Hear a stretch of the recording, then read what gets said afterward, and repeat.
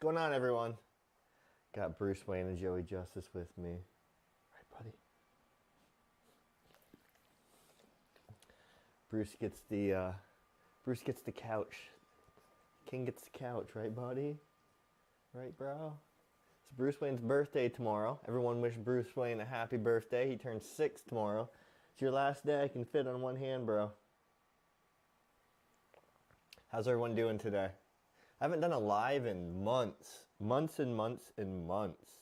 It's been a very long time. So I figured, hey, let me start doing some lives again.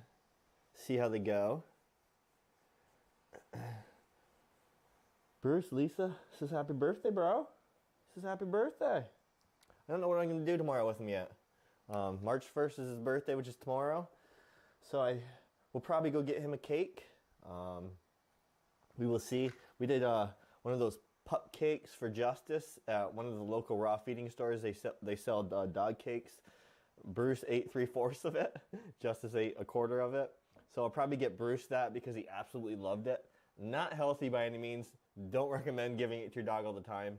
I think like 1/4 of it's like 1,200 calories. But you only live once, right? So, bro, you got tons of happy birthday wishes. Yeah. Yeah. So I figured there was an overwhelming response. I had to pull up some notes here on doing a live on dog reactivity. So I put together some notes just to kind of touch on, and then we can, kind of hash it out in the chat.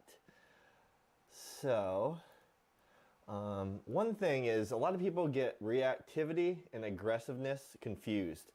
I get so many messages saying, my puppy is growling at me, or my puppy's nipping at me, it's so aggressive. 99% of the time, your puppy, your baby, is not aggressive. Not saying that couldn't lead to aggressiveness. Well, bro, you have like I wish this many people told me happy birthday. May 9th is my birthday. How old am I going to be May 9th? Anybody know? Anybody know in the chat how old I will be on May 9th? Bruce loves the birthday wishes. Sorry, just trying to read the chat quick.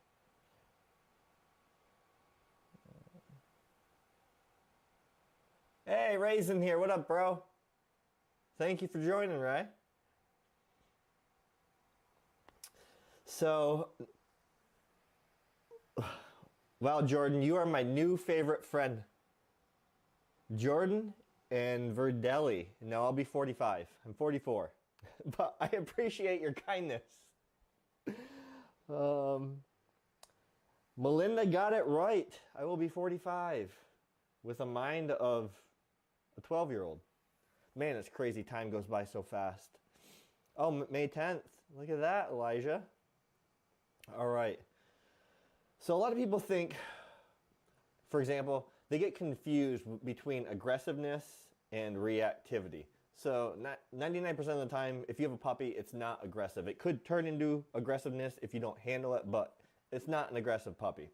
It could be showing signs of dominance. I have something written down here. Let me find it. So a good example of a reactive dog, or a definition of a reactive dog, would be a dog that has an abnormal reaction to a normal response. So somebody walking into the room and your dog flipping out, that would be a reactive dog. Even if you walk in the room and your dog starts barking, again, that's a reactive dog. It doesn't have to be over the top. Somebody rings your doorbell and your dog barks, that is a normal reaction. That's not a reactive dog. That would be a normal reaction. So you really have to figure out what reactiveness is versus just what normal behavior is. Well,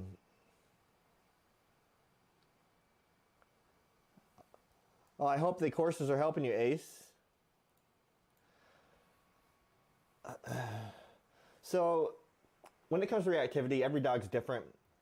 Every dog within a breed's different. So you really need to figure out their triggers to their reactiveness. Oh, a big trigger for a lot of dogs is a lot of dogs are leash reactive with other dogs. Some dogs are people reactive. And a lot of it's on leash type stuff too. Anybody in the chat have a reactive dog here? Reactive dogs, anyone? Let me know in the chat box. Sorry you have to listen to me drink. I'm parched. And actually, I've been very sick, and I forgot, I have to go take my antibiotic. Don't go anywhere, I'll be right back. I have to go take my meds. Give me 1 second. You can probably still hear me though.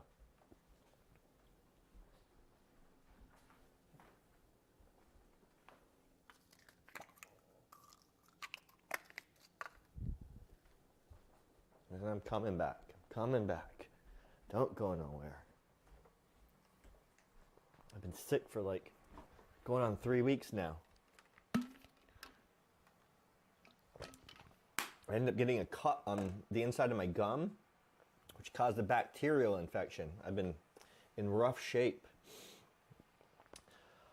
So I figured I would kind of go over some steps you can take for a leash reactive dog and then a dog that's reactive to people. Steps that I would take and that I would suggest you take as well. Let me just go through that chat box really quick, Green. Transylvania in the house.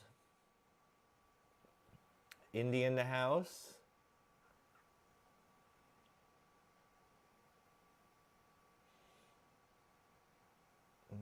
Okay, we got some people with some reactive dogs in here.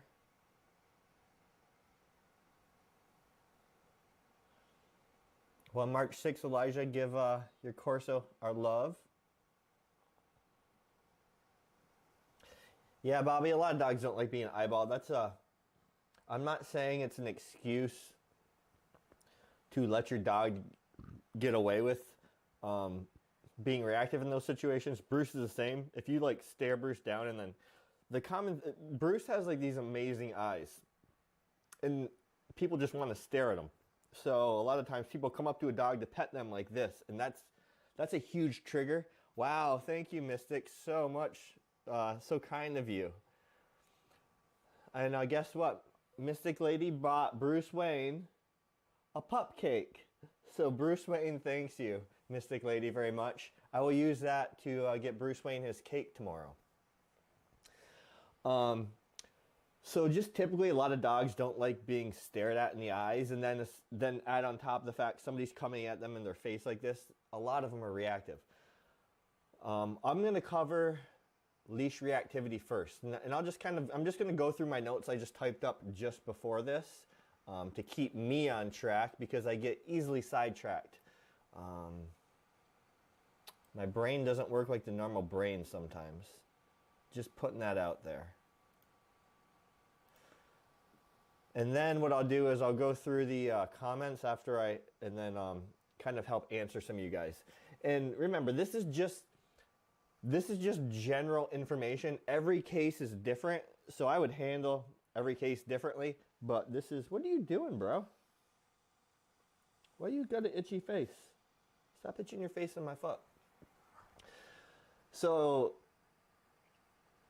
this is just the general starting way I would do things. Justice, stop, bro. You can't keep doing that. Justice's face has been itchy the past 2 days. I don't know why.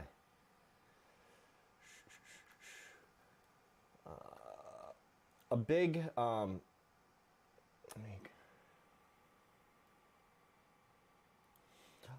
starting thing to reactivity is the owner and a lot of mommy and daddy issues. So a lot of it's almost like a resource guarding. So your dog may be reactive because your dog just wants to be around you and doesn't want other people around you. That could come from lack of leadership, just coddling your dog too much, letting them have the run of the house. You know, if you have a reactive dog, don't let them sleep in your bed.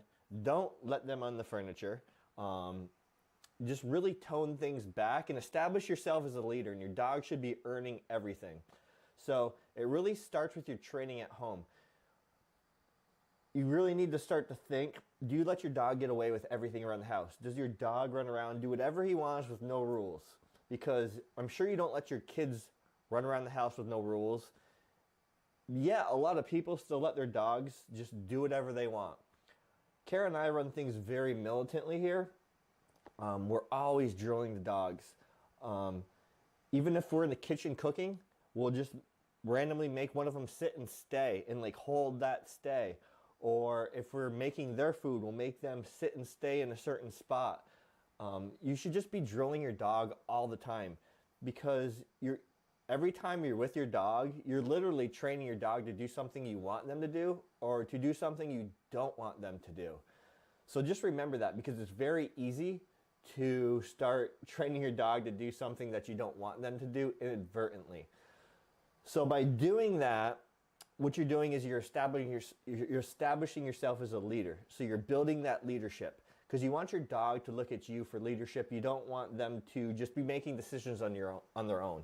So controlling reactivity really starts at home. So first and foremost, just make sure you have your obedience work down. Always be drilling your dog around. Don't let them get away with anything. Be super militant in your house.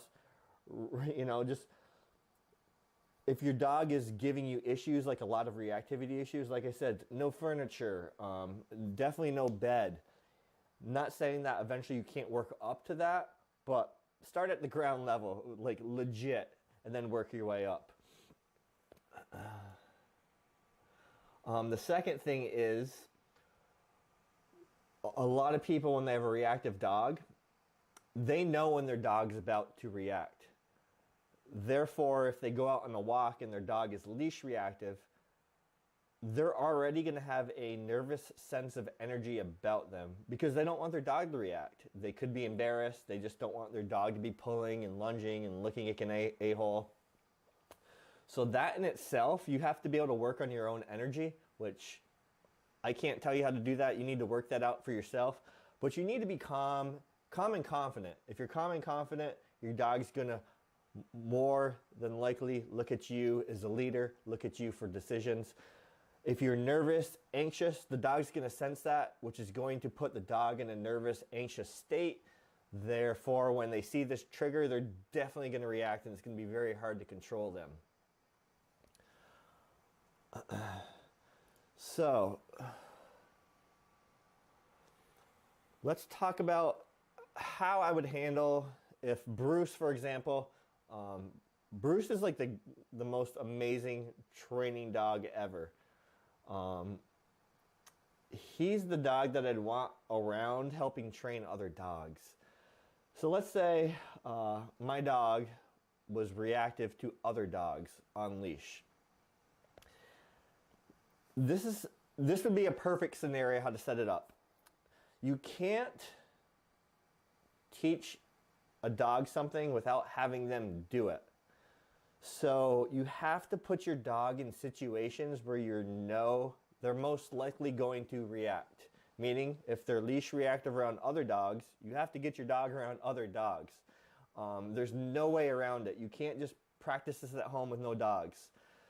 So find some friends that have very good dogs, that aren't aggressive, that aren't reactive, because you don't want two reactive dogs reacting to each other. You're not going to be able to control your dog and train them not to react. So that's going to be a hard thing, is finding the right dog to start this with your dog.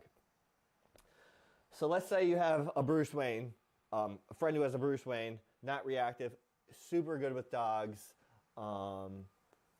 can handle dogs running up on him, barking in his face, and not react back. Unless they jump on him, then he will correct them.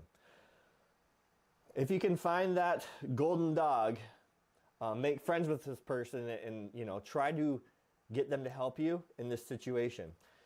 You're going to want the dogs to meet through a fence. That's the easiest way to do it. And this is where you're going to really want to pay attention to your dog's body language. You may think your dog's aggressive when he's not, and he's just reactive. So have them meet through a fence. Oh, Lexi's in here. What up, Lexi? Thanks for joining. Please moderate the poop out of this if you can for me. Much appreciated. Lexi does a lot of modding for me and Kara. She's amazing. Moon Sugar Art. She keeps changing her YouTube name. I think she changed it a few months ago. So have the dogs meet through a fence. That is the most safest way to have dogs meet. And you really need to assess your dog. How's your dog's body language? Is it stiff? Are they relaxed but just super high energy, super energetic, barking, jumping? So it's up to you to assess their body language to let you know how you're going to move forward. Because if your dog is stiff, showing teeth, that's an aggressive state. Therefore, you don't want them to meet not through that fence, because your dog's probably going to bite the other dog, which you don't want. But if your dog's just pacing back and forth, whining, barking, jumping, but not showing those aggressive signs like the stiff body language, even if their hair's up, that doesn't mean it's a sign of aggression. Justice's hair goes up when I start playing with him, just because he gets excited. That's like a state of arousal when their hair stands up. It doesn't necessarily mean that they are going to lunge and attack something, just to clear that up. But are they very stiff? Are they showing their teeth? Is their tail high and like wagging, but wagging slow? That's usually, it could be a sign of aggression. If not, and you're comfortable that your dog's not going to bite this other dog, have the other dog come around the fence so they can meet face to face. But this is a tricky part, because I don't like dogs meeting on leash, especially a tight leash. But in the same note, you don't fully trust your dog yet, right? Because they are reactive. So you're going to want to leash on them. But make sure that leash isn't tight. So make sure your dog's not at the end of the leash. Just make sure there's always slack in that leash, because as soon as you start getting that tension, it causes the tension within them, and then they're going to definitely react. Don't pet your dog during this at all. And actually, let me rewind a step here. Before you actually introduce the dogs, it'd be ideal to have you and your significant other, boyfriend, girlfriend, husband, wife with you. So when the other dog comes out, one person pets said dog. The owner has the other dog next to them.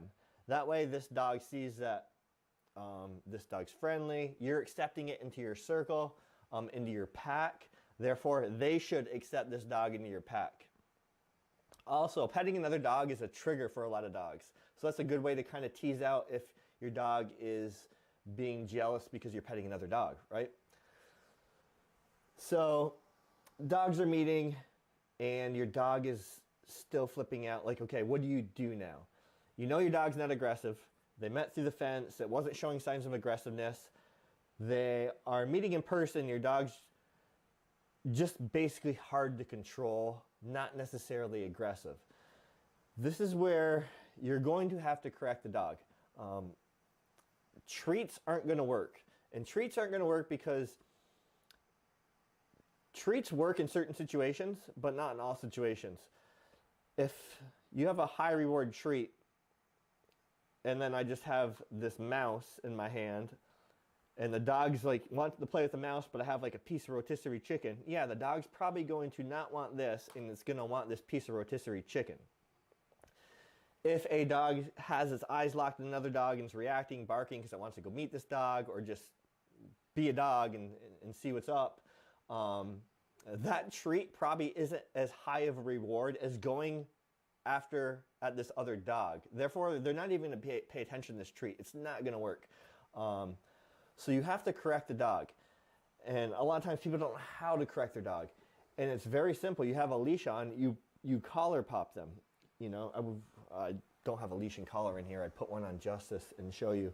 But what you want to do is, so you have slack on your leash, like I said. Keep it tight to your hip. And you have to be very strong. The dog gets to the end of that leash, it's going to hit that leash and it's going to yank them back. You can't be walking with your dog because I don't know why, but if the dogs feel slack in it, they just have it in their brain like, I can get away, I can get away, I can get away. So it has to be like a strong, strong grip. And the best thing to do, if you can do it, it's very easy to see. I'm sure anybody that has a dog that's reacting, you can see it happen before it happens. You can see your dogs maybe going to bark because maybe their mouth's getting tighter or their body language is getting a little bit stiffer. You typically know they're going to react before they're going to react, and that's when you're going to want to break that with a loud hey, clap your hands. I don't want to like freak out the dogs now, but if they're doing something I don't want them to do, it's usually just a loud hey, a loud sharp hey that breaks that attention, snaps their brain out of whatever they're focusing on and now focuses on you. And you can do that with a collar pop as well. You have your leash and you just give them a strong like correction, like a yank, and they're like, oh. And you basically want them looking at you. Some dogs are just so out of their mind where a simple collar pop isn't going to work. So you're going to want to try to redirect them by just walking the opposite way. You do not want to walk the opposite way. So you're going to turn, right? You don't want to turn. You don't want to make an outside turn because now your dog has all of this leash to still go react at this other dog. You're going to want to make an inside turn. So you're going to make an inside turn. Not only does it block their view, they have no other option but to turn with you because you're going to be basically walking into their head the opposite direction. So it's going to start forcing their head this way. And that's where a great tool to use with a reactive dog, you know, you have your regular collar, not a harness. Don't use a harness for a reactive dog. Harnesses are designed for pulling, essentially. So it's just going to make it easier for your dog to pull you. So don't use harnesses with a reactive dog. You can use your regular collar. You can use a slip lead. You can use a prong collar. You can use a gentle leader. And you may have noticed I didn't say e-collar. E-collars are not the tool to use in this situation.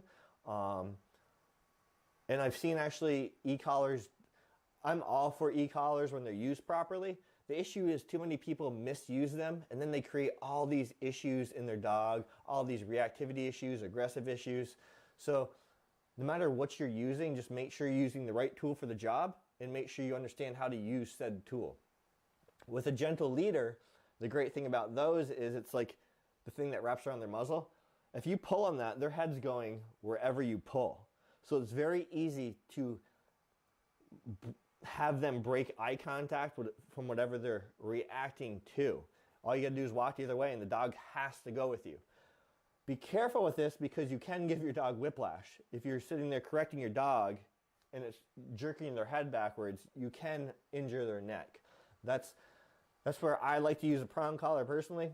I know a lot of people don't like prong collars, fine. But just be aware of what you can, the things that whatever tool, how it can actually hurt your dog. Just like a regular collar. You know, if you have a dog that's a puller, that all that pressure from the collars on their esophagus and it can cause permanent damage to their esophagus.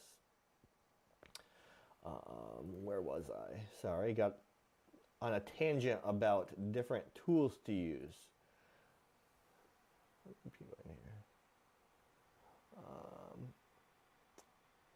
Just going through my notes quick.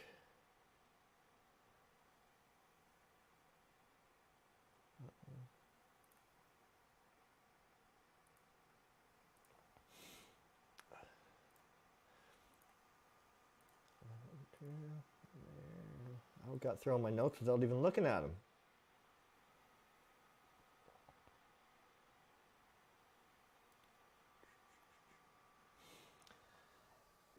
And again, I can't emphasize this enough. When you're working with your reactive dog, don't be petting your dog. Petting your dog makes them more brave. It's going to make them think that you want them to react. So even if you just corrected your dog and it calmed down, don't sit there and pet it. Don't even touch the dog. Just avoid petting the dog, avoid praising the dog because it shouldn't be reacting like this. So just because it calmed down, you don't want the dog to get confused by it was just reacting and then it just calmed down. So the second it calmed down, you praised it. Your dog may think you're praising how it just reacted. Hope that makes sense.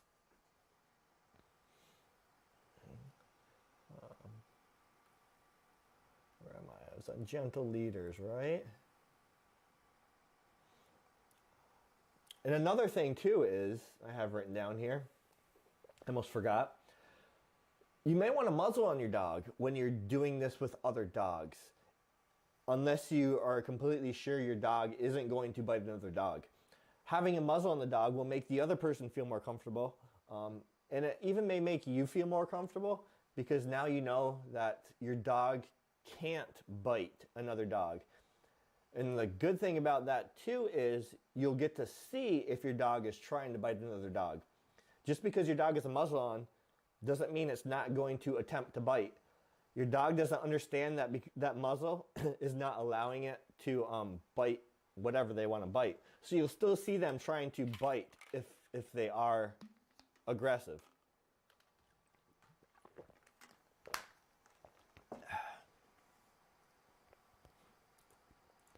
And when you're meeting like this, make sure you're doing it in a controlled environment. Try not to have tons of other distractions around. Don't do it around traffic. Just try to have it as contained as possible. That way you can control all the variables that are going into this.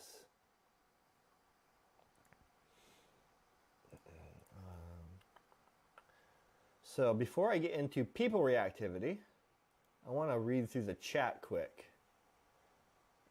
See if there's any questions on that.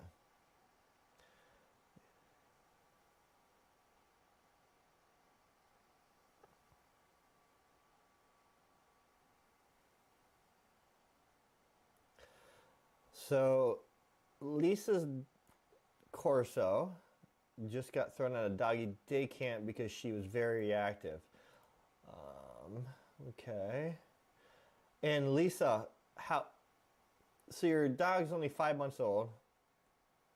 What kind of reactivity was she displaying? If you could type that in the chat box.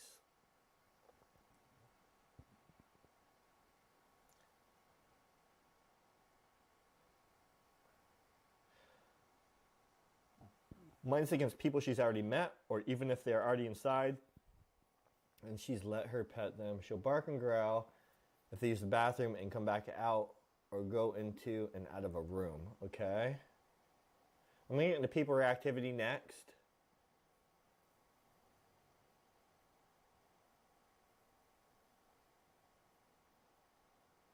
Bobby C is using a prong collar.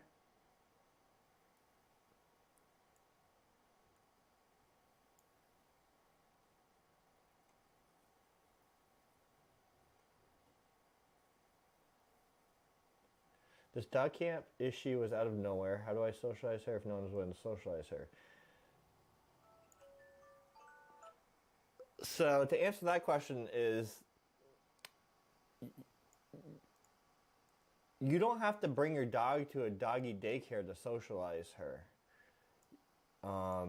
It's basically just up to you to find other dogs to socialize her with. I'm not actually scrolled down. Did you tell me what her reactivity stuff is? Not yet.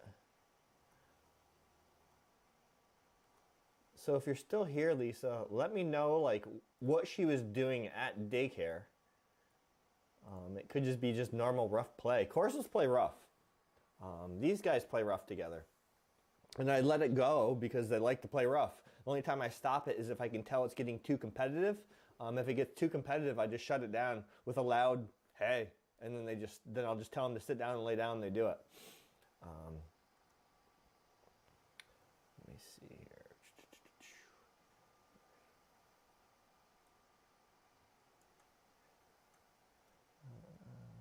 Sorry, just reading the chat.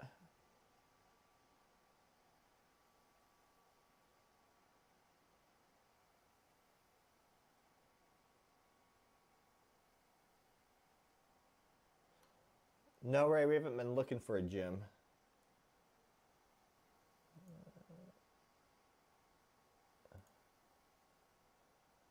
August is adopting what's a JRT puppy? I don't know what a JRT puppy is, August.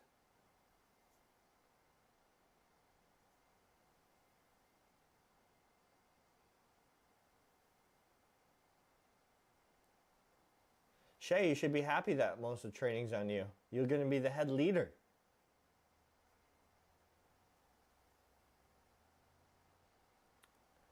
There's a bunch of training courses I have linked in the description box. If you use those with code Jason, if you use those links with code Jason, you'll get 10% off them, which those will help you with your training. I suggest starting with the perfect puppy. After you get through that, then go through the obedience courses one. Perfect companion. I hate this chat box. It skips like 30. I scroll once and it just skips so much stuff.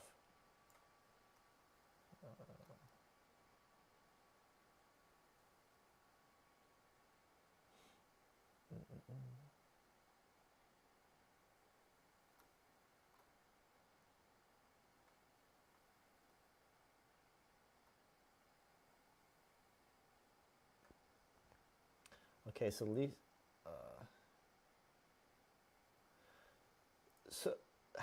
So she eyeballed a dog through a window and they kicked you out for that? That doesn't make sense to me. Just because she looked at another dog through a window, they kicked her out? Well, she must have did something more than that. If not, I would highly suggest finding a different daycare. I can't really tell you how to fix that because the dog did nothing wrong.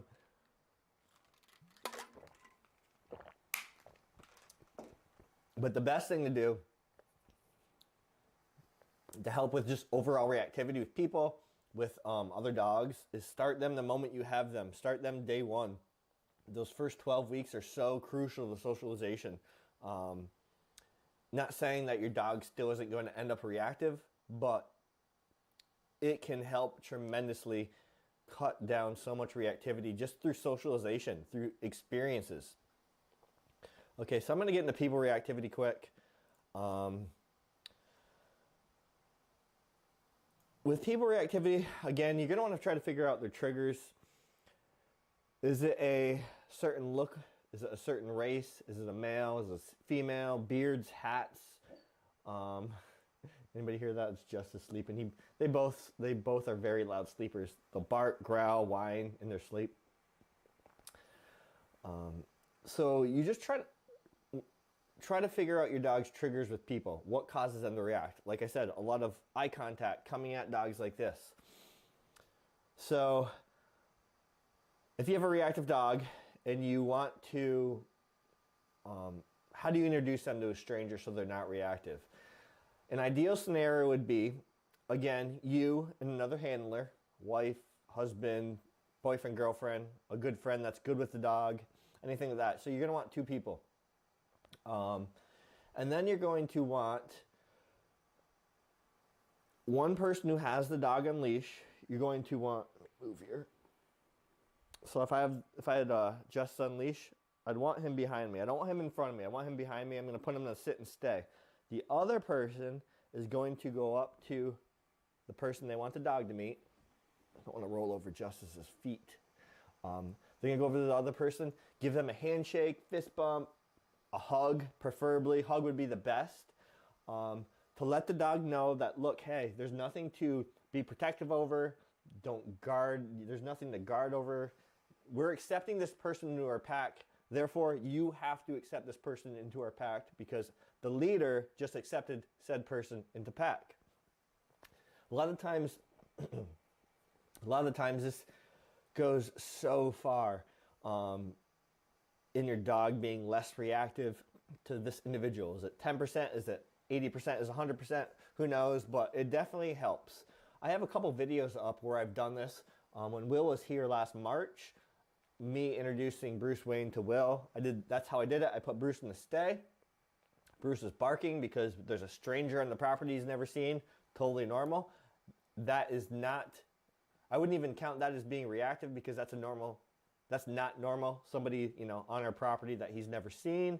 But he stayed. I went over, I shook Will's hand, I gave him a hug. Then I let them meet. And then Kara had the individual come here probably a month or two ago. Again, it's on video. how we introduce the dogs to them. And just that alone can go so far. Man, I'm losing my voice.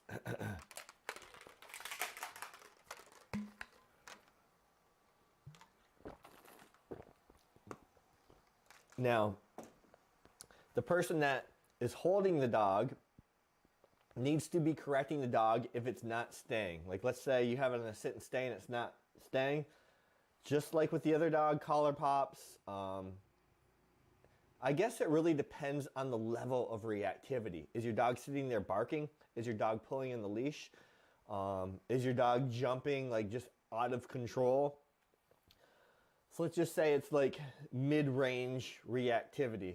Collar pops, walk the other way, directional turns, break that attention. And like I said before, with any reactivity, one of the biggest things in controlling it is snapping them out of it before it happens.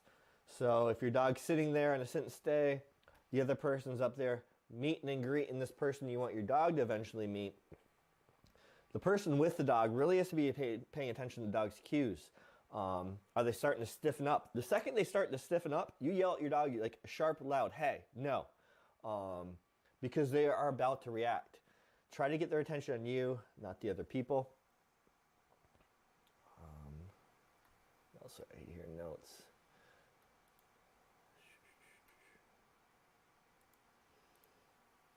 Justice is keeping my feet warm now.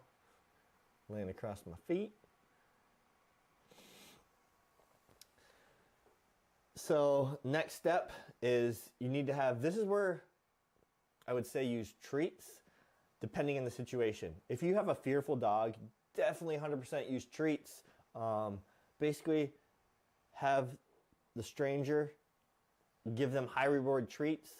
Again, going back to, you don't want to just give your dog just the typical biscuit you typically give your dog as a treat. You want to give them something very high reward. High reward to my dogs would be like a piece of rotisserie chicken. They never get it and they absolutely love it. So if you have a fearful dog, have this individual just not even go up to the dog, literally just throw the rotisserie chicken to the dog, work their way up to the dog till they can feed it out of hand. That's if your dog's fearful. But just like the leash reactivity, the person holding the dog for the human reactivity, don't have them touch the dog at all. Don't have them pet the dog. Don't have them praise the dog. Unless they are being a perfect angel the entire time, sitting there not making a noise, not pulling, not jumping, then yes, please praise your dog. Verbally, don't pet the dog. Like I said, petting the dog gives them this sense of like boldness where they may react. So just stay away from that. A lot of the time, reactivity comes down to two things. It comes down to lack of socialization, either with people or dogs. That's why I say socialization goes so far. If you guys saw my last video about why my dogs got kicked out of the gym, it went up on Sunday. Highly recommend you check it out. It's a great video. Socialization goes so far because it gives them experience. You can't take your dog that's reactive around other dogs and train them to be not reactive around other dogs unless you put them around other dogs. So the more experiences you give your dogs, the more they understand the world, the more they understand how to behave, as long as you're controlling how they behave. And by controlling, I mean, if they are misbehaving, reacting as they should not, you must correct that situation.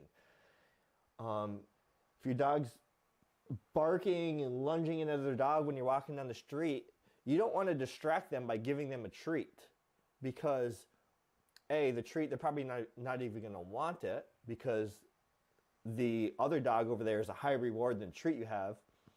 And if they do happen to want the treat, you just rewarded them for lunging and barking at this dog. The same with people.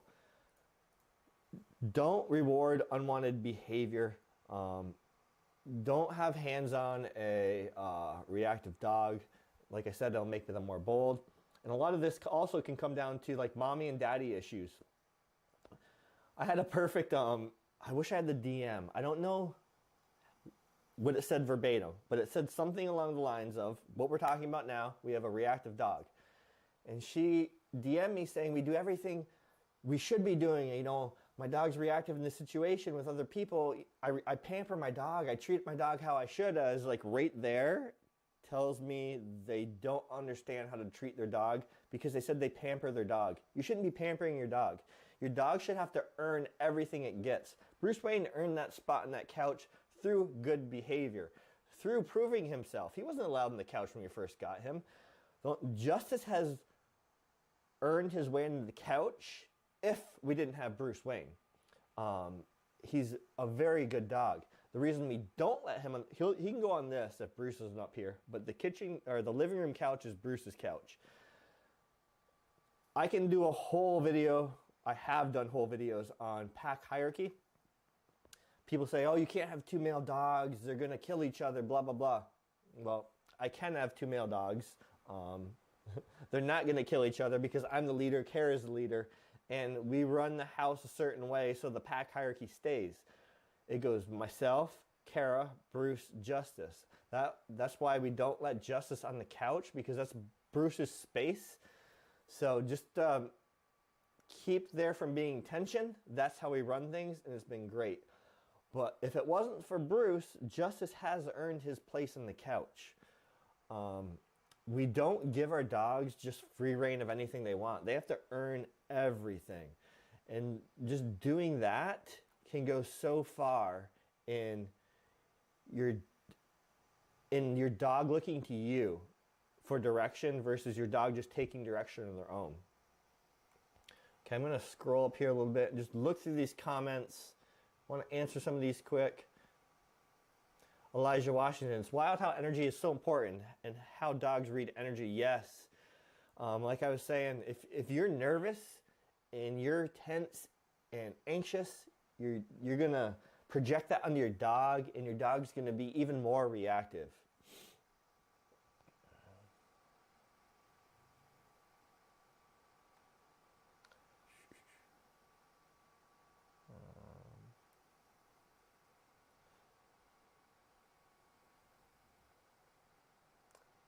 Reading comments.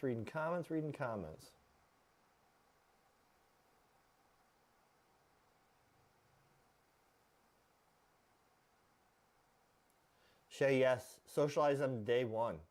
Definitely check out my last video because I talk about socializing day one. I mean, I'm not a vet. I'm not telling you what to do. But most vets will tell you to not bring your dog into public until they had all their shots. By the time they had all their shots, that super crucial socialization period is gone. Dogs need to be socialized for life. It's like a skill, right? If you stop using a skill that you have, that you've built up over time, that skill diminishes. Interacting with other people, interacting with other dogs is almost a learned skill with dogs. And I saw it with Bruce Wayne during the pandemic when there was the lockdown, not going out in public. He became very reactive to people. He became very standoffish to people for a while. It took practicing that skill again to get him to be more chill again. So socialization is through life, but it is so important at the very start of your puppy's life.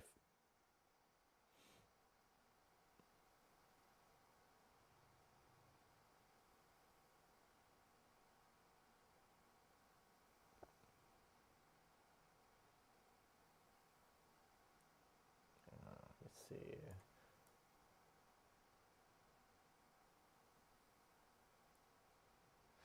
So Melinda Lee, hey, my pack is having a problem with fixation reactivity. I'm sorry I keep burping. I also keep farting. This antibiotic is like destroying my guts. So maybe too much TMI, but that's why I keep burping, and I just wanted to apologize. My pack is having a problem with fixation reactivity. Does it need to be dealt with in the same manner as regular reactivity, or what do you suggest with fixation between males and hunting breeds? Yes, do the same exact thing. You can't control who has their dogs spay or neutered. My dogs are both intact. They will remain intact. So it's up to you to teach them that if they're, it's good that you know your dog's trigger. Now it's your job to get around good dogs, if that's what you mean by fixation reactivity. Good dogs that are intact, and start working the same exact way that I was talking about. Have them first meet through a fence, correct the dog when it's acting inappropriate. Go through and pet the other dog. All the same things that I talked about. You're going to want to do the same stuff.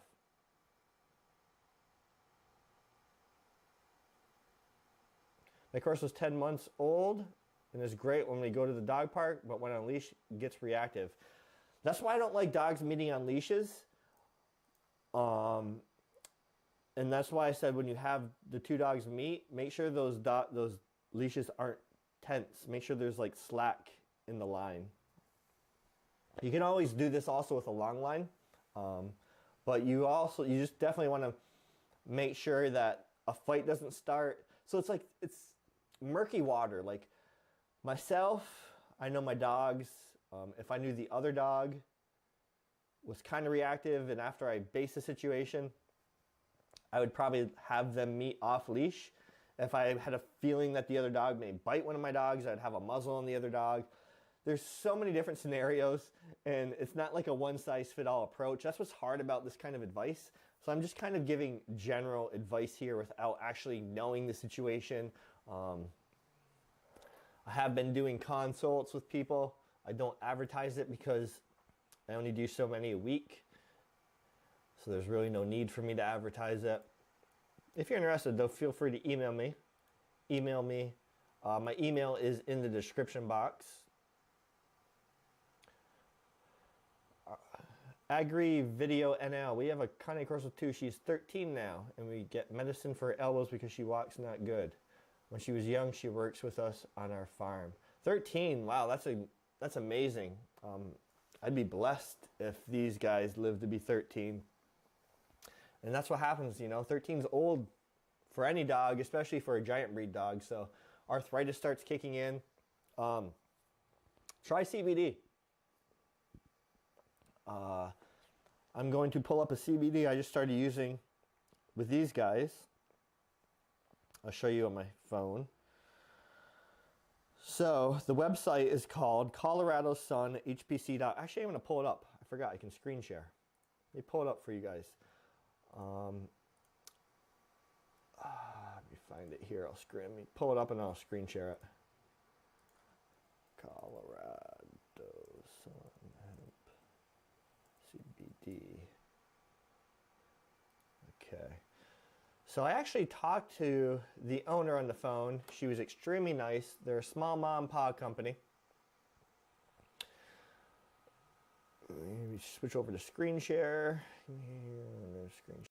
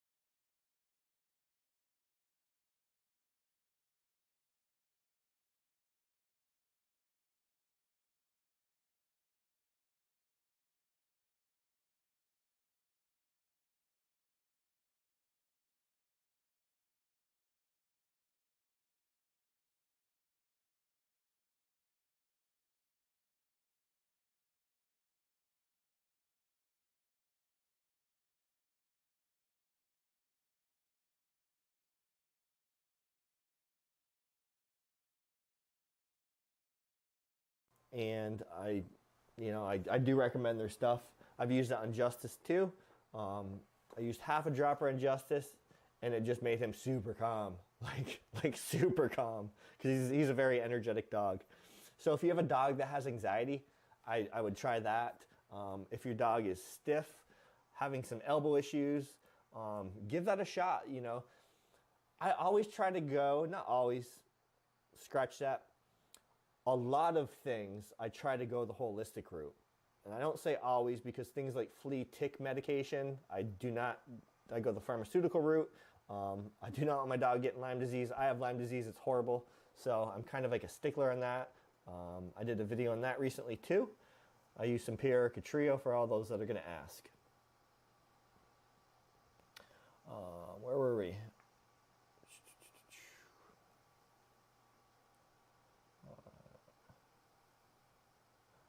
Looking at more questions.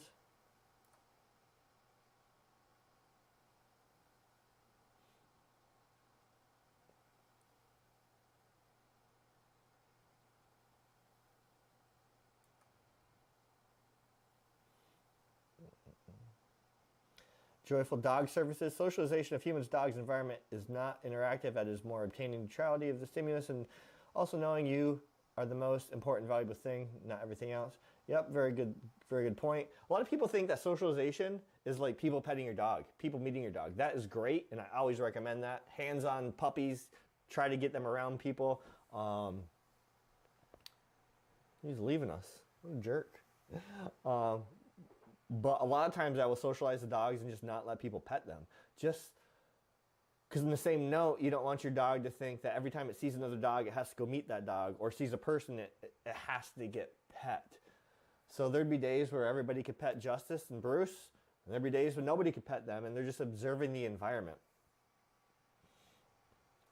But seeing situations helps the dog work out these things in their mind, so it's not foreign to them, where it's just, oh, I'm walking down the street and there's a dump truck or a garbage truck with all this weird machinery picking up these boxes, throwing it in. That's like normal.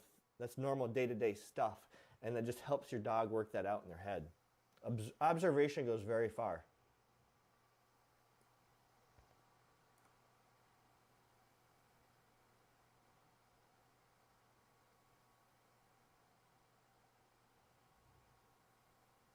Clayton, Corso shed seasonally.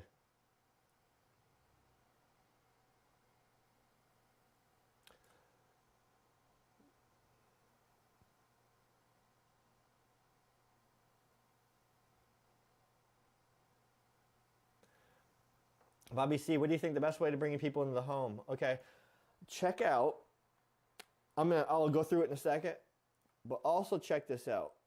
I'm gonna pull up a video here, then I'll screen share it. Jason,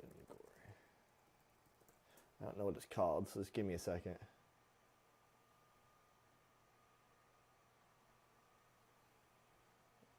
Find it here. Stranger. Oh, I had 3 videos up. I didn't realize that.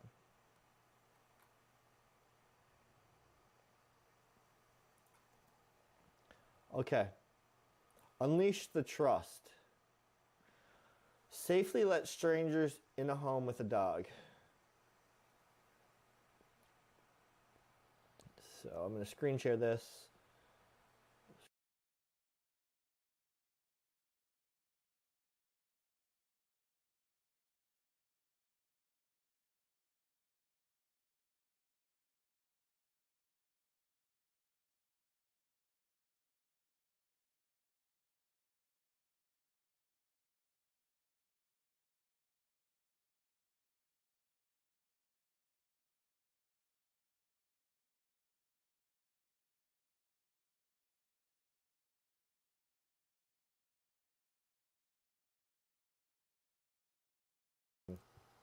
So introducing strangers, letting them into your house with a guard dog can be very, hey dude, yeah. Yeah, buddy. Silly. It's in your face. Can be tricky, right? They're protective of their property. So, this mic isn't screwed up, is it? So, here's my process that I've done since day one years ago.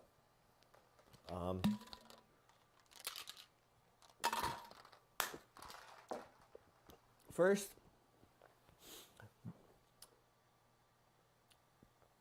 what I did, because what happens when somebody rings the doorbell? Wow, Tom Perry, thank you so much. That's super kind of you. Thank you so much for the donation. You know, it means a lot to us. Helps feed these boys. They're expensive to feed. So bringing a stranger into the home, you want to cut down on reactivity. What happens when somebody rings your doorbell? Your dog reacts. Does it make your dog a reactive dog? That's a normal reaction from the dog. But when somebody rings your doorbell, your dog's already getting amped up. So somebody you know is coming to your house and they're going to come inside. So you have to either put your dog up, which I've seen trainers. What up, bro? You leaving me? Okay.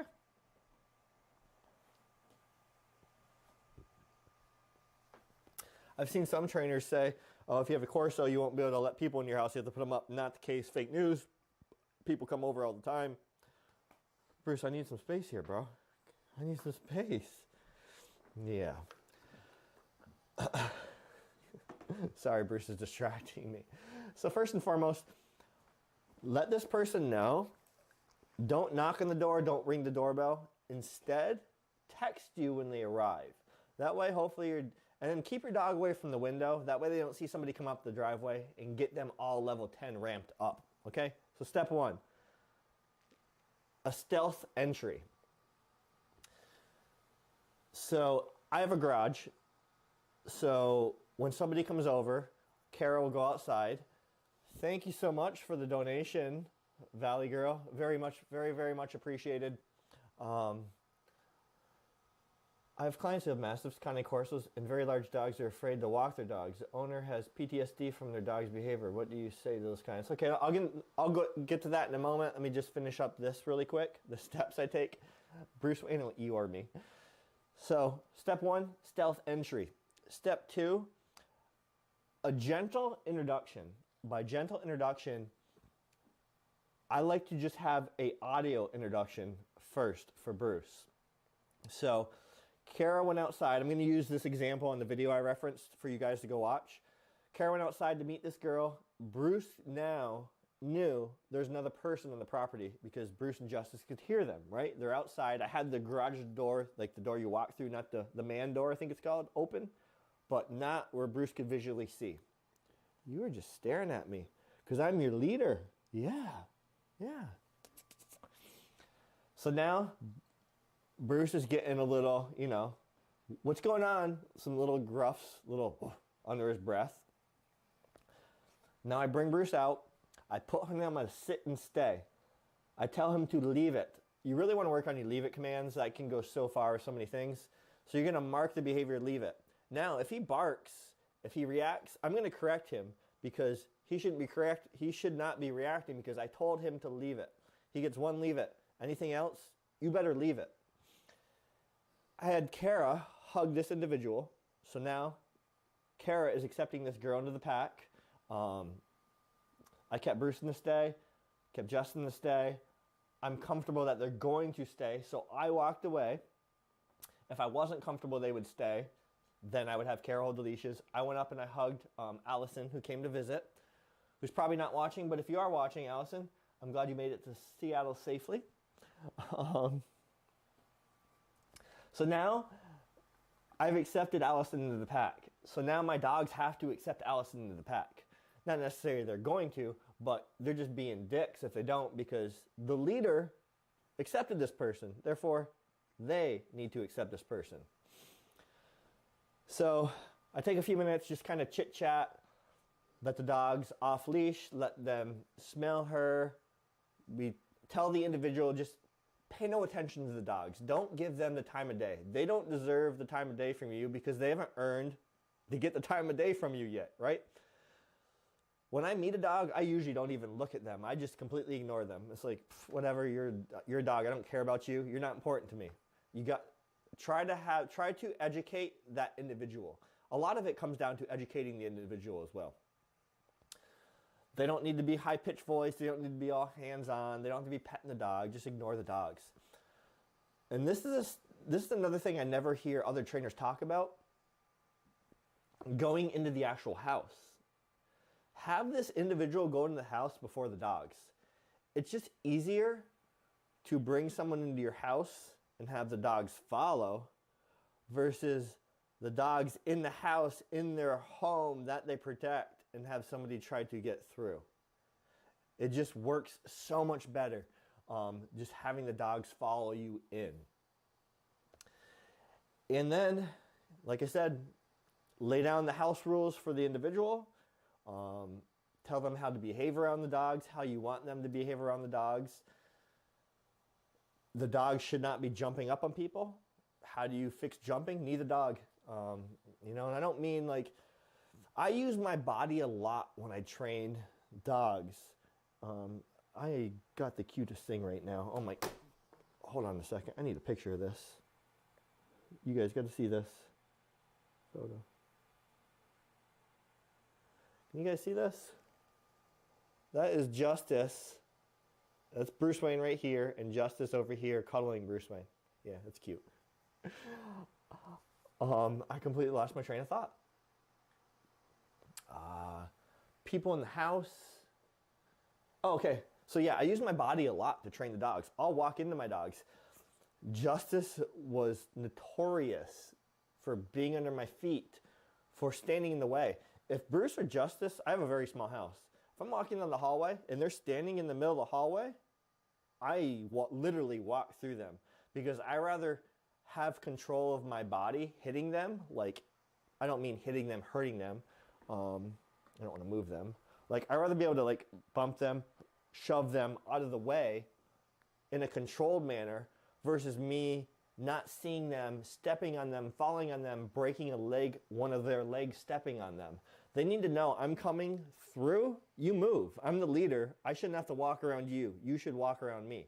Now, if the dogs are just laying here like this, yes, I'm going to step over them because I want them to trust me. I want them to not be freaking out every time I stand up and like, oh my God, I got to move. Dad's going to step on me. No. But taking control of your space is a big thing with a reactive dog. You have to control your space.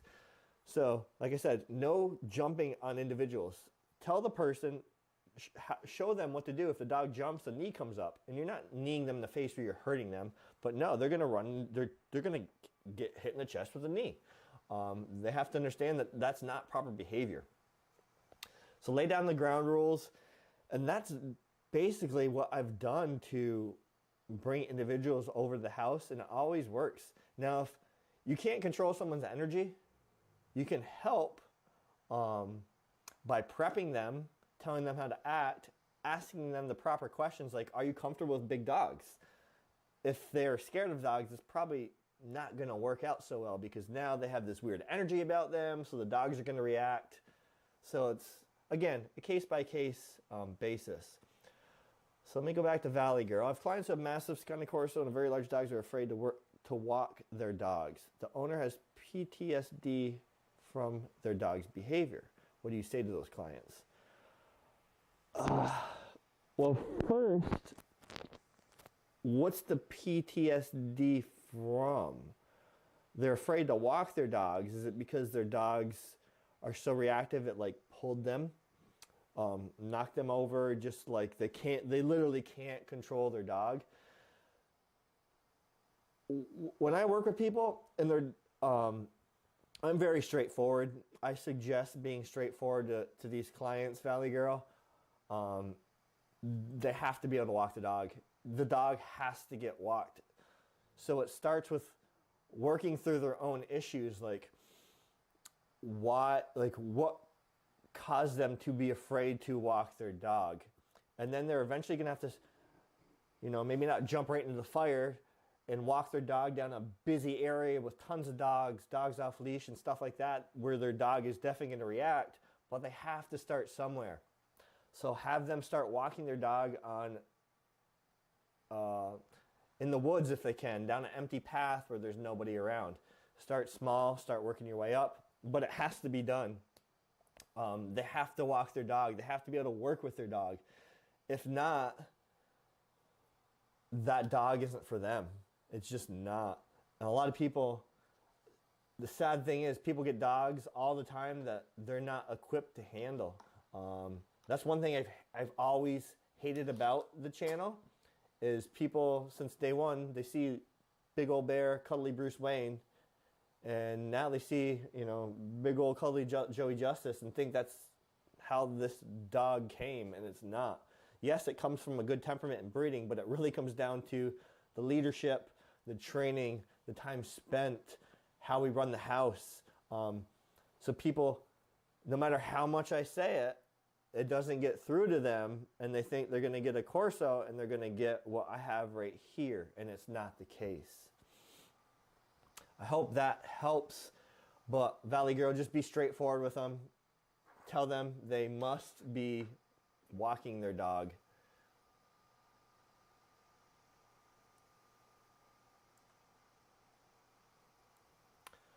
All right, what else we got here? Anne, thank you for joining, Anne. Oh, like big time OG. OG before my channel, OG. Hope everything's going good in the land of Rochester.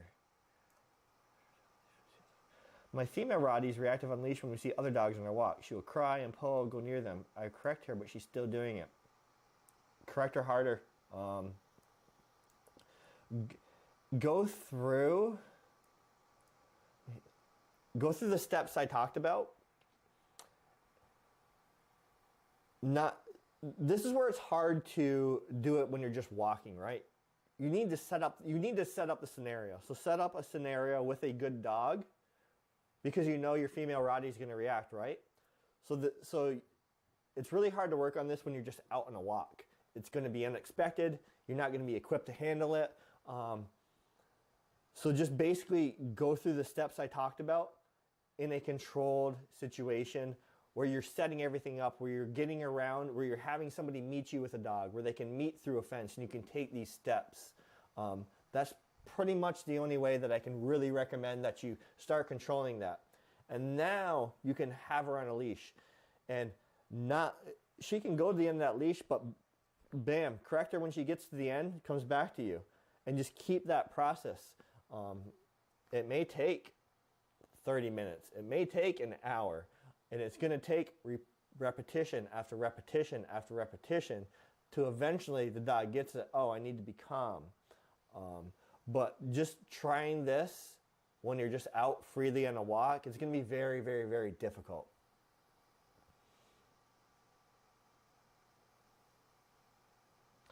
Cynthia, when you see Cynthia Weber, my Corso hates when people stare at him. He will do the warning growl. Yeah, very, very common. So a couple things here. If somebody wants to meet your dog, educate the person. Don't stare at my dog's eyes. He's going to see that as a threat, and he's going to react accordingly. And then from the owner standpoint with your dog, you're seeing that happen before it happens. You know it's going to happen. You can see that mouth start to get tight. Loud, sharp, hey, no, collar pop, correct? So mark it with your hey, your no, or your leave it, whatever you want, with a correction. So two-pronged approach. Educate the person and stop it before it happens. That's like the best way to stop reactivity, is break that mind fixation before it even happens.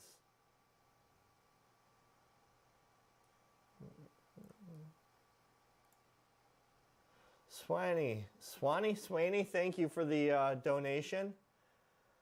No worries, you're an hour late. I didn't talk about pet insurance. I just talked about reactivity.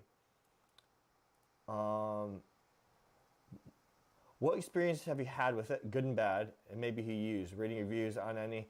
So I use two different ones. Bruce Wayne is on Healthy Paws. Joey Justice is on Embrace. They wouldn't let us sign up a second plan under the same email. So they lost the customer. Healthy Paws.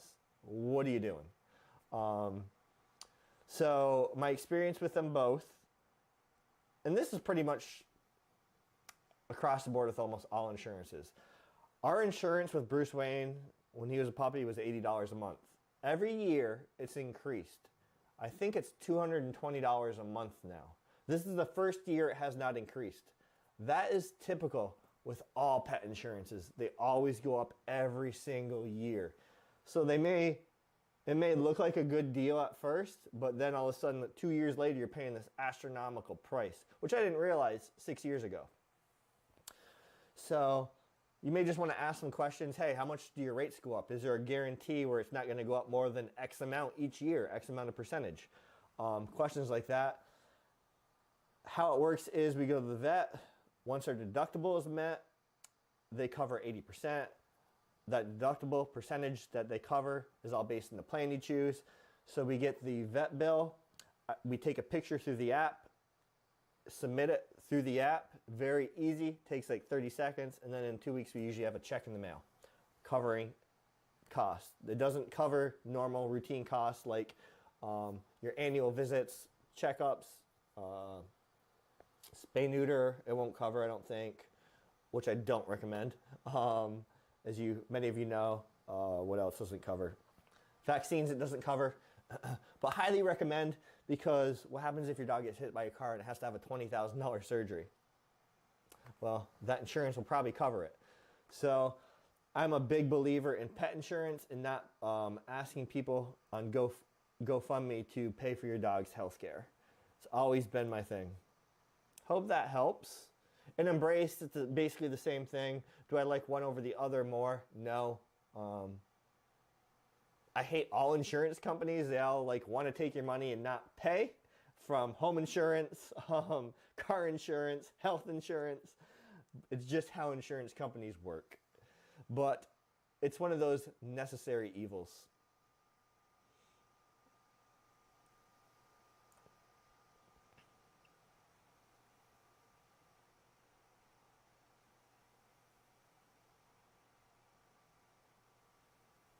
The Roddy Ranch. Hey, Jason. Referred to you by a subscriber of mine. Excited to be here. Oh, the Roddy Ranch. I'm going to have to check you out, Roddy Ranch. Thank you for joining.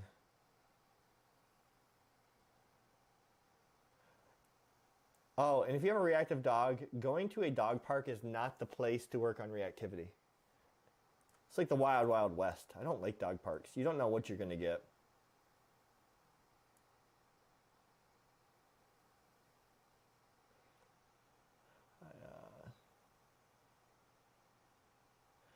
Okay, I adopted a 14-month-old Coffee Corso. He's reactive. His previous human did not socialize him and had him locked in the kennel more of the time. What's the best way to socialize him? Slowly and often. Slowly, I mean, if he's reactive to people, don't have people all up in his face. You know, have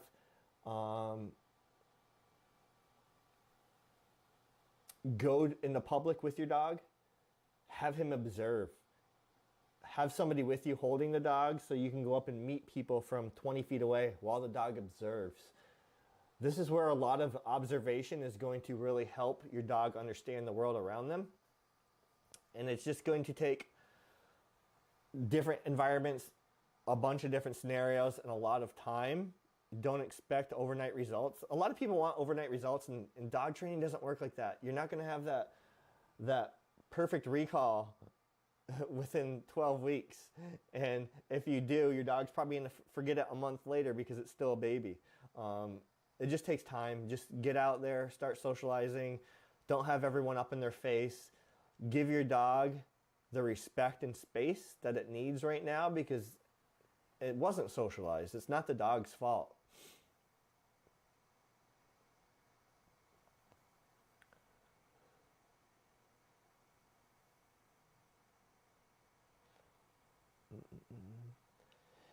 Zach, sometimes I must miss the first part of this, so I'm just going to assume what this means. Sometimes he just wants to sit there and watch them till they're out of view. Should I allow him to just watch the other dog? You don't want your dog too fixated on another dog. If your dog's locked on to another dog, staring at their eyes, the other dog's not going to want like that, and the other dog, that could start a fight. So if your dog growls at another dog eyes another dog the wrong way, I would correct that like instantly. Again, it's breaking that thought, that reactiveness before it happens. So if Justice is very fixated on things, like he will just like lock on, and I always break that that fixation. I'll either tell him to leave it, get him to look at me. I'll do an inside turn, so I'm blocking what it is, turning his head where now he's got to look at me. Then I'll let him observe again. I'll say his name, make sure he's looking at me when I say his name, that type of thing. So don't let your dog get too fixated on things if they're reactive, because then they could react.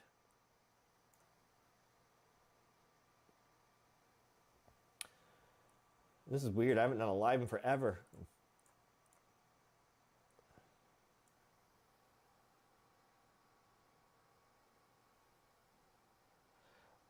Donnie Rad, I also have a guardian breed, a Kango, and she's only reactive to dogs that are reactive to her, even if they're small. But she doesn't want to bite. So what do you mean reactive? If they bark, she barks back. I wouldn't really say that's a bad. That's a normal reaction, you know. Do they jump on her and she reacts? That's again a normal reaction. Not so much reactivity. They're just. I would say that's appropriate behavior, without actually seeing video footage of it happening.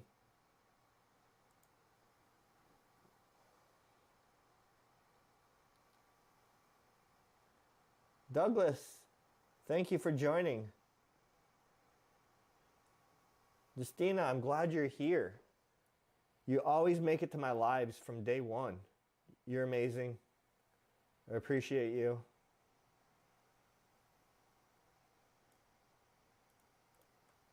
Melinda, yeah, you should try turning around, not facing the thing. Yep, that, but also you don't want to just put a Band-Aid on something you want to fix. Like I said, turn away, get the dog to look at you, but again, let them look at what they're reacting to, because you can't stop reactivity unless you can correct it. So if you're not allowing your dog to see something they're reactive to, it's not really fixing the problem, it's just putting a Band-Aid over it. But yes, break that fixation before you again let them look at what they were fixated on, if that makes sense.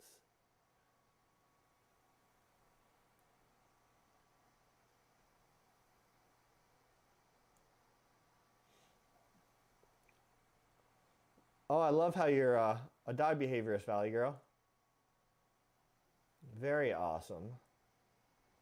Dog behavior has always been so fascinating to me. Dog behavior between dogs, dog behavior between humans, it's just always really fascinated me.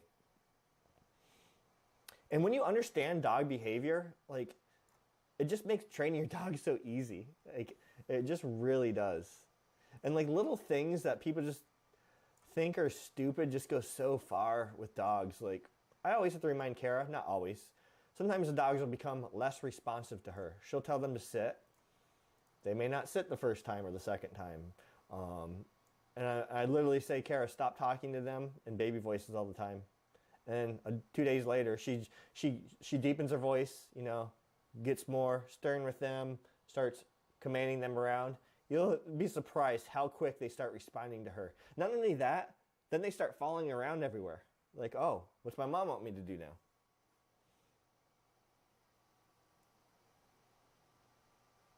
Don't be angry about the poor English pronunciation. The opinion of the Coffee Corso is divided. It's not an opinion, dude. Cane Corsos just is not properly pronounced. It's not even an opinion. I'm glad you like the channel, bro. Oh yeah, Argentine Mastiff, very nice.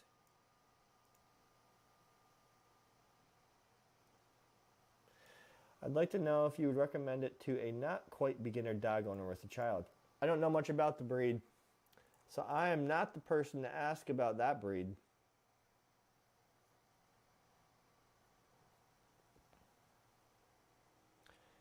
Go behaviorist. Yes, we need more of behaviorists in the world.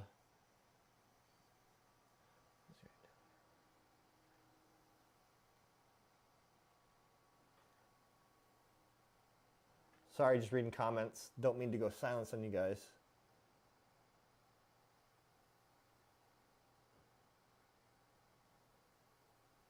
Oh my God, Mr. Dodo, what the? Wow, bro. That's always been my worst nightmare. Home invasion. That's why I have guns and big dogs.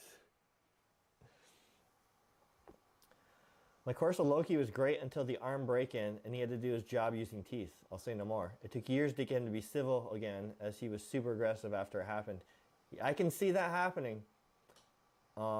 He did his job, so it's like almost like after I can see if that was me, I could see me wanting my dog to stay that way if somebody broke into my house with a gun. That's a tough one. I can't advise you on what to do with anyone in that situation. But I'm glad you're okay, and I'm glad everything sounds like it worked out okay.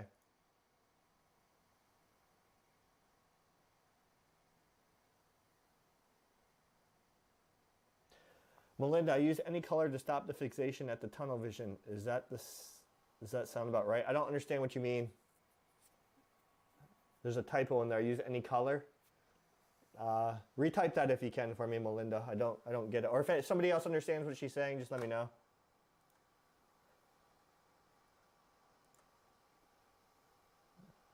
Good to see you here, Vincent.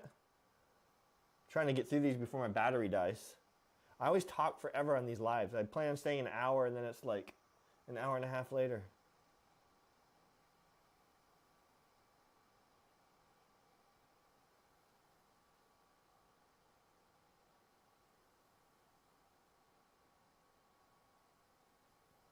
Oh, so your dog had a really bad situation, Melinda. My situation is my 3 male dogs that are the son of my 4th male dog attacked him and ganged up on him and almost killed him.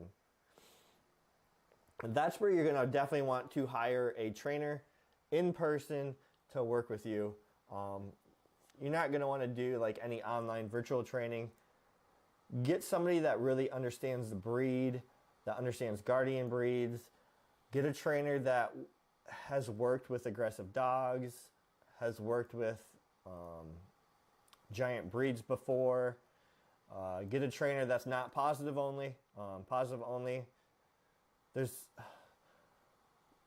I have so many issues with positive only. It's a myth. It doesn't exist. It doesn't work. I'll leave it there. Maybe I'll do a video on why positive only doesn't work. I know. And the sad thing is, it'll ruin a lot of dogs because people train their dogs wrong. You know, there's the Zach George Revolution, who seems like a good guy. He seems like a nice guy, but he's positive only. It doesn't work. I'll just leave it there. And people think that because you use adverse methods like yelling at your dog or walking into your dog or lifting a knee because your dog's jumping, that's negative, but it's not hurting the dog. So a lot of times people hear like positive only, they think if you don't train positive only, you're hurting the dog. That's far from the case. I mean, 98% of the training, 95% of the training is all positive I do, but the dogs have to be corrected when they do something wrong. And it doesn't mean you're hurting the dog. Thanks for watching, Nero. Valley Girl. Yeah, CBD can help a lot of dogs just because it can get rid of a lot of anxiety. Another reason your dog may be reactive, anxiety, pain. Another thing, if your dog's in pain, they're going to be reactive. So that's where CBD can really help.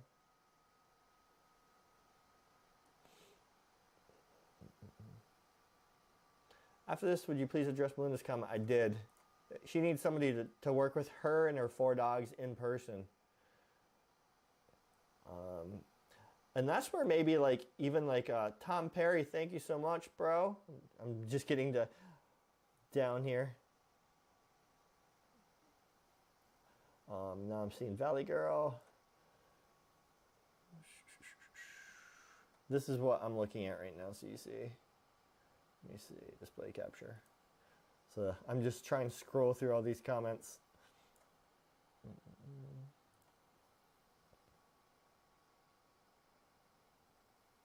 Screen share's having audio issues? I'm just now seeing that.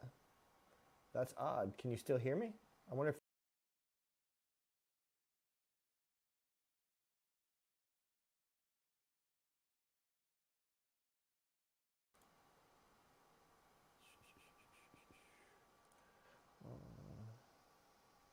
Since I don't keep up with the chat box in real time here. All right, let me see here.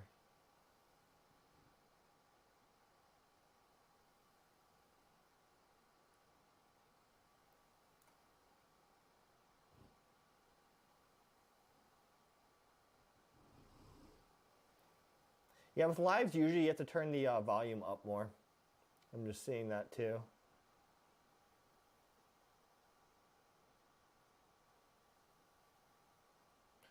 Do I think dog walkers are a good way to socialize your dog with other dogs? No. You should be the one trying to do all the socialization because you're the leader, especially when your dog's a puppy. You have to establish that leadership. You have to... This is why I'm not against board and train. I'm against board and train in a lot of situations. Like people just like, oh, I want my dog to be well behaved. I'm going to ship it off to board and train. That doesn't work typically. Board and train should be for like aggressiveness with people, with other dogs possibly. A very under-socialized dog, that's where the individual who had a 14-month Coffee Corso, that's reactive, that's where board and train may help because now it's going to be around other dogs, other people.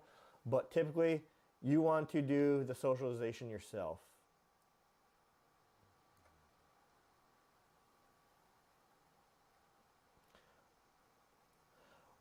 What do you think the best way to mental exercise your dog? It depends on what your dog likes. It'd be like asking me, I love to work out, I'm into fitness. So it'd be saying to me, what would you like to do for fitness the most? Well, do you like to run? Do you like to lift weights? Do you like CrossFit? So it's the same for dogs. Dogs aren't going to like the same things, even within the breed. Bruce may not like something that Justice likes. So it's really up to you to work on figuring out what your dog likes for mental activity. You know, things like bite work, things like tracking.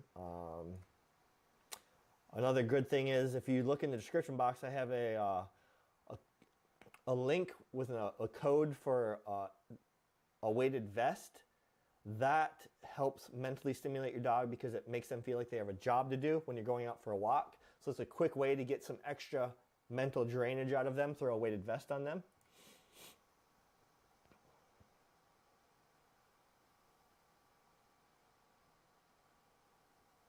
ADOX, I hit this before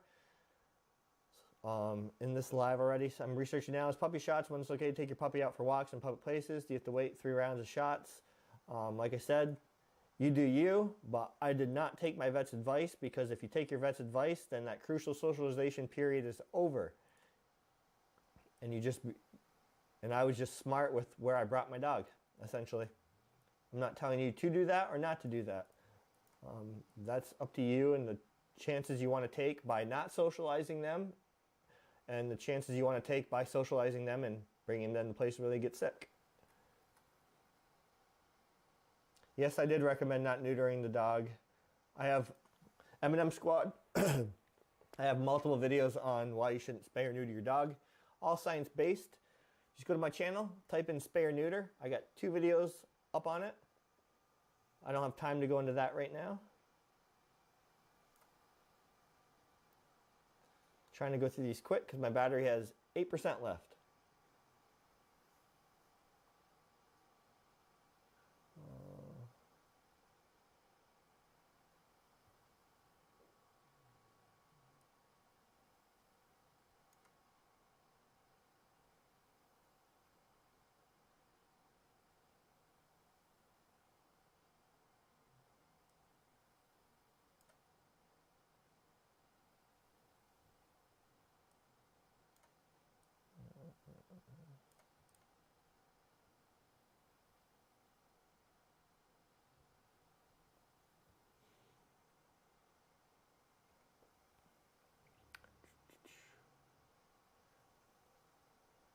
trying to read.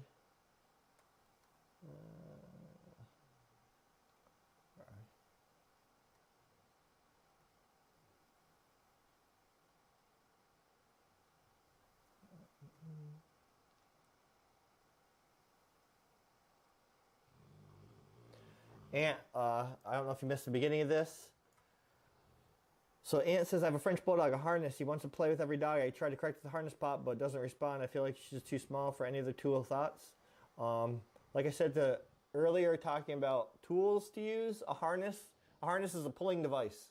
So you're giving your dog a device to pull is all you're doing.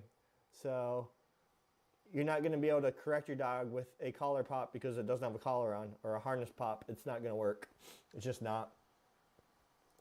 You're giving them more means to be able to pull. And I know the flat face, you got to be careful. They're brachycephalic. Use a gentle leader.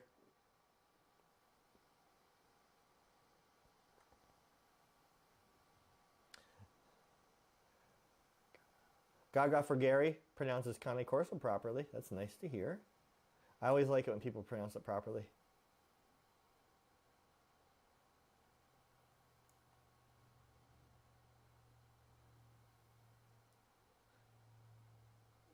Swanee, are Coffee Corsos known to go aggressive like what Mr. Dodo is saying?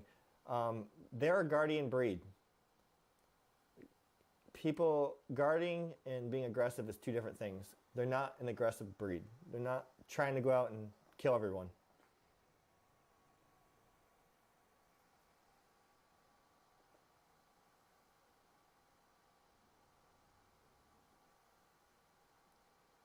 Zach George's methods don't work with most dogs.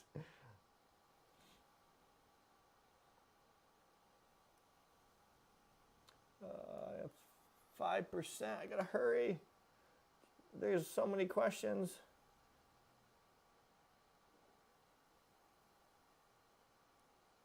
Spicy Pricey. Hi Jason, I'm in the UK. My wife and I have a Mastiff cross who is reactive and easily distracted when out walking. We struggle to keep her attention. I feel it's because she's bombarded with senses. If she's bombarded with senses, then you just need to get her out in public even more and socialize her even more and get her around more things that will stimulate those senses. So eventually she's desensitized. That's all you need to do. Yes, I feed organ meat because I feed them raw. So every meal they get liver, they get kidney. Heart isn't considered an organ meat though when you're feeding a raw diet. It's considered muscle meat, but they do love heart, especially Bruce. It's his favorite food.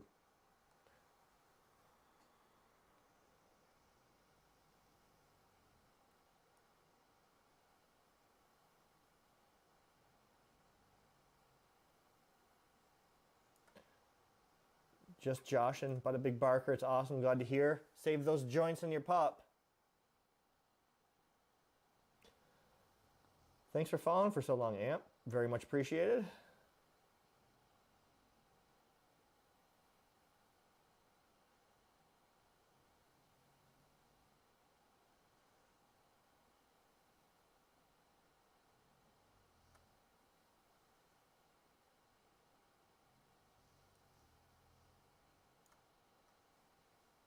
No, my dogs, they fart. Not all the time. My opinion, take it for what it is though, because you say he's on a raw diet and Victor kibble.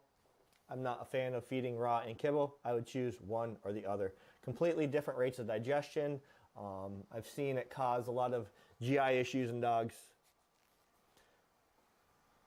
If you ever notice, if you just feed your dog a raw diet, they don't drink a lot of water. They drink water, but not a lot. If you feed your dog just kibble, they drink a shit ton of water. That's because they have to. Do you know when you drop a piece of kibble in water, it expands? That's why they drink that water. So it'll expand in their stomach and then come out their butthole. I would just choose one or the other. I wouldn't mix the two. You could be making his belly hurt, essentially. Hope that makes sense.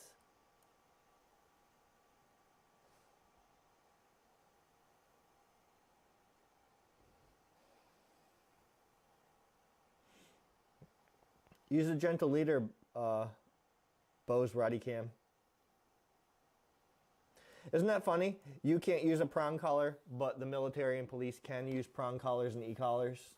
Yet they're banned for the general public, which shows they actually work because they're allowing military and police to use them. There's weird laws everywhere. There's weird laws in the US too, guys. Nobody wants a video of my sickness. My gum got cut somehow, and I got infected, which caused a big infection in my body. So I'm on antibiotics. If you're talking about like my chronic disease, that's Lyme disease, but again, nobody wants a video on that.